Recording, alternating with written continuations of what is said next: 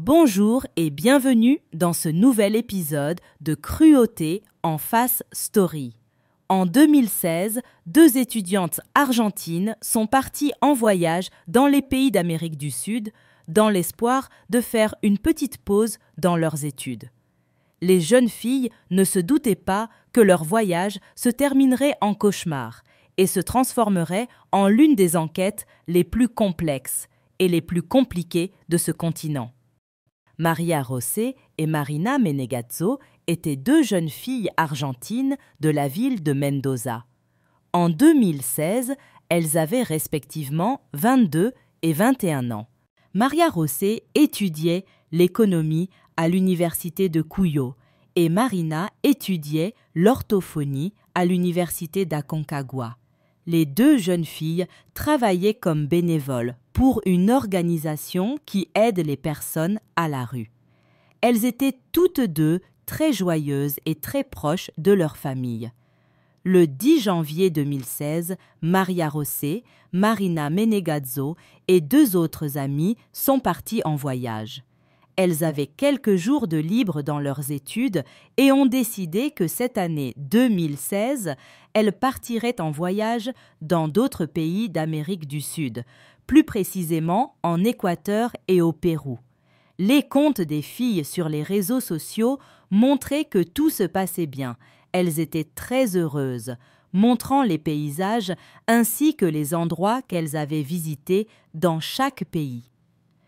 Le 13 février 2016, après un peu plus d'un mois de voyage, le groupe s'est séparé en deux. Marina et Maria sont restées quelques jours en Équateur, tandis que les deux autres filles se sont rendues à Mendoza. Cette décision n'a pas été spontanée. Elle a été planifiée dès le jour où elles avaient quitté l'Argentine. Maria José et Marina avaient encore quelques jours devant elles avant la rentrée académique, et elles ont donc décidé de les passer en Équateur pour découvrir d'autres endroits. Alors que leurs deux amies étaient rentrées à Mendoza en Argentine, elles ont décidé de s'arrêter à la plage de la ville de Montañita, où elles s'étaient déjà rendues quelques jours plus tôt. C'est l'un des premiers endroits qu'ils avaient visités à leur arrivée en Équateur. Les plages paradisiaques et l'atmosphère de vacances qui y règne les ont incités à y retourner. Montañita accueille de nombreux vacanciers de différents pays, dont beaucoup de routards comme Marina et Maria José. Pour économiser de l'argent et réduire leur budget, les filles vendaient des salades de fruits et des hamburgers sur la plage. Elles ont ainsi pu payer l'auberge dans laquelle elles séjournaient, qui leur coûtait 10 $ par nuit. Au fil des jours, les filles ont continué à partager des photos sur les réseaux sociaux. Elles avaient l'air en pleine forme, elles étaient à la plage, nageaient et semblaient très heureuses. L'aventure à Montañita était censée se terminer le 22 février. En effet, les filles avaient un vol de Lima au Chili le 25 février. Le plan de retour à Mendoza était le suivant. De Montañita, elles devaient se rendre à Guayaquil et de là à Lima. À Lima, elles devaient passer une nuit chez des amis, puis prendre un vol pour le Chili. De là, elles prendraient un minibus pour Mendoza, en Argentine, leur pays d'origine, et retrouveraient ainsi leur famille. Le voyage semblait très bien planifié, et les filles avaient déjà réservé les billets d'avion et tout ce dont elles avaient besoin pour le voyage. Tôt dans la matinée du 22, Maria José et Marina Menegazzo ont parlé à leur famille, ont fait leurs valises et, dans l'après-midi, ont informé leurs parents qu'elles feraient du stop de Montañita à Guayaquil parce que 70 $ avaient été volés dans leur auberge et qu'elles voulaient économiser de l'argent. Les parents de deux jeunes leur ont proposé de leur envoyer l'argent, mais les filles ont refusé en leur disant de ne pas s'inquiéter. Maria José et Marina Menegazzo leur ont également assuré qu'elles n'auraient aucune communication pendant les prochains jours et qu'il serait donc très difficile de les joindre. Les familles des deux jeunes filles pensaient pouvoir leur parler lorsqu'elles seraient à Lima ou peut-être avant leur vol, mais cela ne s'est pas produit. Après-midi, le 22 février, toute communication a été perdue. Le vol pour le Chili devait avoir lieu tôt le matin du 25 février. Les filles auraient donc dû être chez elles en Argentine le 26 février, mais cela n'a pas été le cas. Elles ne sont jamais arrivées. Dès le 27, les familles ont commencé à s'inquiéter. La première à tirer la sonnette d'alarme sur les réseaux sociaux a été la sœur de Marina. Elle a posté une photo des deux filles accompagnée de la phrase suivante. « Ma sœur et son amie ont disparu le lundi 22 à Montañita, en Équateur. Faites passer le message. » Le président équatorien de l'époque, Rafael Correa, a même réagi quelques heures plus tard avec le message suivant. « La police enquête déjà. Embrassez vos parents. Et les parents de Maria José, tout l'Équateur est avec vous. » Les familles des jeunes filles voulaient savoir si elles avaient quitté le pays et si elles avaient pris le vol. Cependant, il n'a pas été possible de parler aux représentants de la compagnie aérienne, qui ont déclaré qu'ils ne fourniraient ces informations que sur décision de justice. En outre, aucun rapport à la frontière n'indiquait que les filles avaient quitté Montañita pour Guayaquil. Les parents des deux filles en sont alors arrivés à la conclusion que Maria José et Marina Menegaso n'étaient même pas arrivées à Guayaquil et que quelque chose leur était peut-être arrivé en cours de route. La disparition est devenue virale sur les réseaux sociaux, a été largement partagée, et les deux pays ont uni leurs forces essentiellement pour les rechercher et aussi pour rendre l'information encore plus virale, afin que l'on sache partout que ces deux jeunes filles n'étaient pas rentrées chez elles. Tout s'est terminé le 25 février. C'était un jeudi, le corps de Maria José a été retrouvé dans une zone située à environ 200 mètres de la plage. Et dimanche 28 février, le corps de Marina a été retrouvé. Il se trouvait à environ 40 mètres de l'endroit où le corps de Maria José a été retrouvé. À partir de ce moment, toutes les choses étranges ont commencé. Par exemple, si le corps se trouvait à seulement 40 mètres, pourquoi a-t-il été retrouvé au bout de 3 jours ? Afin de déterminer le jour du décès des filles, il a été nécessaire de procéder à une autopsie. Il convient de noter quelque chose qui nous aidera par la suite. Le corps de Maria José a été retrouvé par un homme. Cet homme a déclaré qu'il s'était rendu à la plage pour faire ses besoins et avait découvert un corps. Les deux filles étaient enveloppées dans des sacs et étaient également attachées avec des cordes. Maria José présentait une contusion au crâne, des blessures à diverses parties de son corps, notamment la région génitale, une fracture de la hanche et plusieurs contusions et égratignures. Marina a reçu 6 blessures avec un objet pointu. Les blessures ont été infligées du menton jusqu'à la première vertèbre cervicale. Elle présentait également plusieurs écorchures sur le visage et sur diverses parties de son corps. On pourrait ajouter que les filles avaient des blessures au poignet, c'est pourquoi on supposait qu'elles étaient attachées. Selon certaines informations, tous deux étaient décédés le même jour, à quelques heures ou minutes d'intervalle. La date du décès a été déterminée comme étant tôt le matin du 23 février. Au lendemain de la découverte du deuxième corps, la police équatorienne a annoncé lors d'une conférence de presse et sur les réseaux sociaux que les premières arrestations avaient déjà eu lieu dans cette affaire. 2 personnes ont été arrêtées. Le premier était Alberto Segundo et le second était Aurelio Eduardo Rodriguez, surnommé El Rollo. Des taches de sang ont été découvertes au domicile de l'un des accusés, Alberto. Et près de sa maison, entre autres, le téléphone portable et le sac à dos de Marina ont été retrouvés. Le plus choquant, outre l'arrestation rapide, c'étaient les aveux instantanés de ces deux personnes.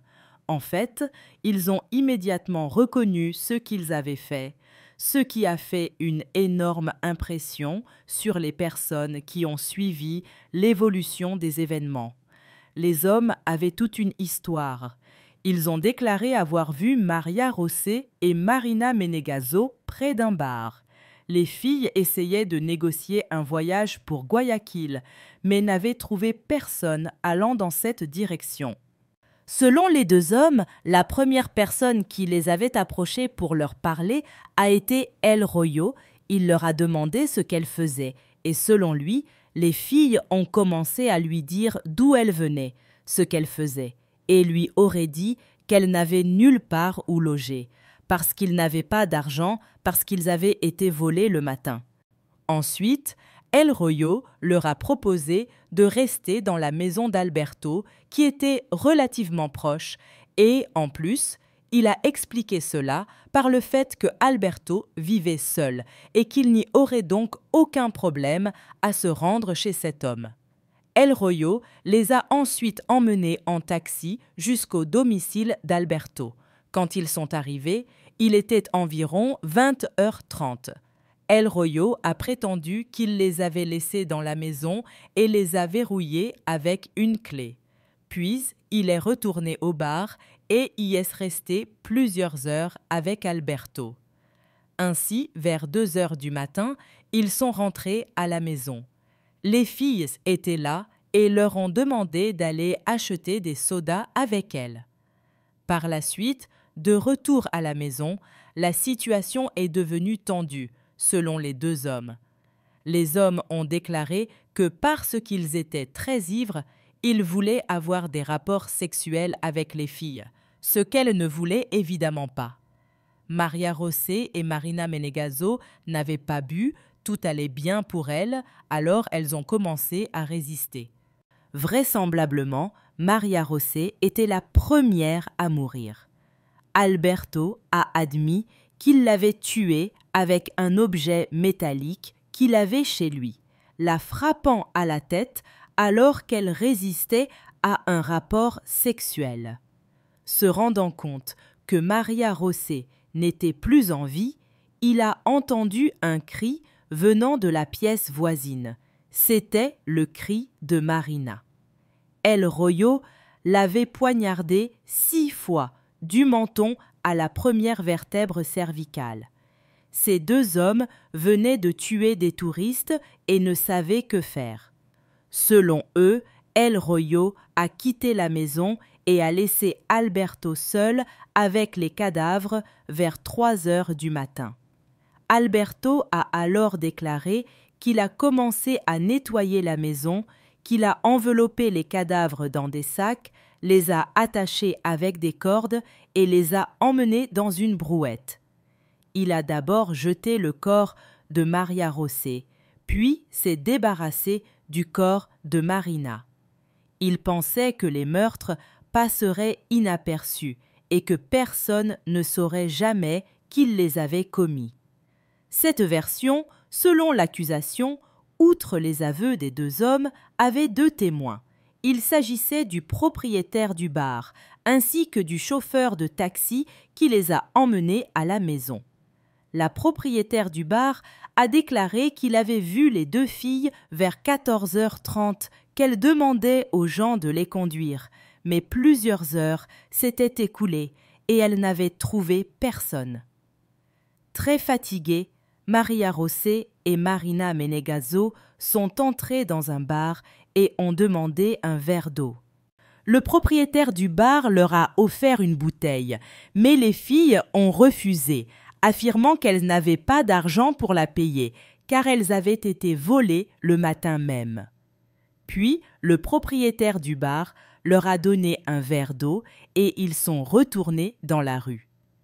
Après cela, El Rollo les a approchés. Le patron du bar les a vus discuter tous les trois, puis ils sont partis tous ensemble en direction de la maison d'Alberto. Le chauffeur de taxi avait raconté une histoire similaire. Il a déclaré avoir été arrêté alors qu'il marchait. El Rollo était assis à l'avant et Maria José et Marina Menegazzo étaient assises à l'arrière. Il convient de noter que les deux filles sont restées silencieuses tout au long du trajet. De plus, le chauffeur de taxi les trouvait un peu endormis. Il les a déposées à la maison sans poser de questions et est retourné à ses affaires. Pour la famille, cette version était complètement fausse. Elle ne l'a pas acceptée. Il leur semblait très étrange que Maria et Marina acceptent l'aide de ces personnes. Il y a beaucoup de touristes argentins à Montañita et il serait plus logique que les filles s'approchent d'une personne de leur nationalité, leur demander de l'aide. C'était aussi très étrange qu'ils disent qu'ils n'avaient pas d'argent. Maria José et Marina Menegazzo possédaient des cartes de crédit et pouvaient retirer de l'argent à tout moment.